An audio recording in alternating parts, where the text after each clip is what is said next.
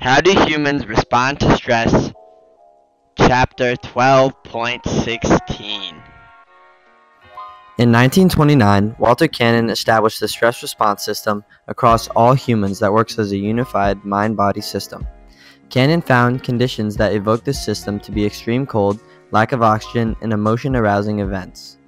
The reaction caused by being put in compromising events triggers a release of the adrenal stress hormones, epinephrine and norepinephrine. Both of these hormones help to increase heart rate and blood pressure while increasing blood flow to skeletal muscles. It also inhibits voiding of the bladder and gastrointestinal motility until the appropriate time. The human body ignores distractions from bodily functions like pain in order to have the best chances at survival. For example, when you see a bear in the forest, you might instinctively start running away, or when you are hit by an individual, you might hit them back without thinking. This mechanism has been named fight or flight. This idea deals with how humans react to immediate situations that do not involve conscious thinking, but rather instinctive behaviors and actions.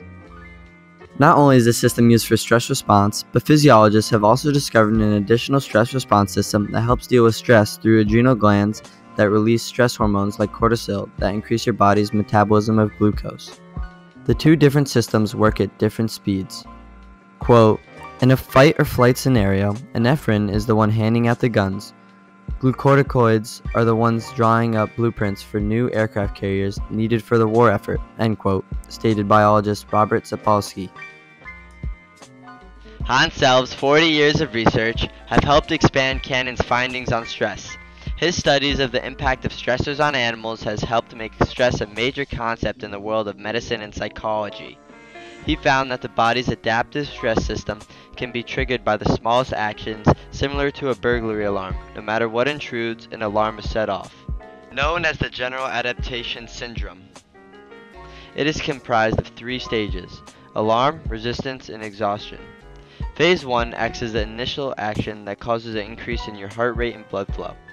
This stage prepares you to be ready for anything presented in front of you. Phase 2 of GAS is resistance. During this stage, body temperature, blood pressure, and respiration remain high. This stage is where you summon all your resources to meet a challenge.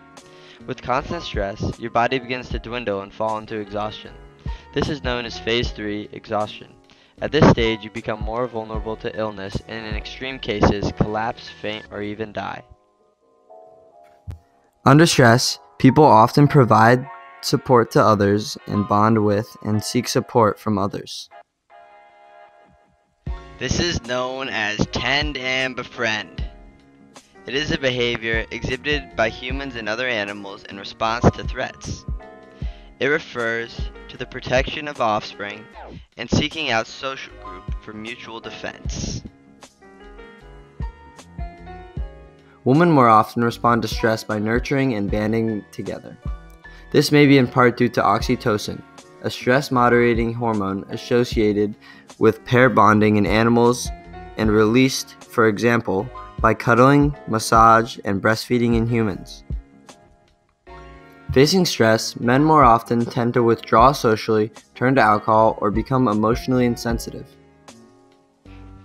Thank you for listening to my presentation.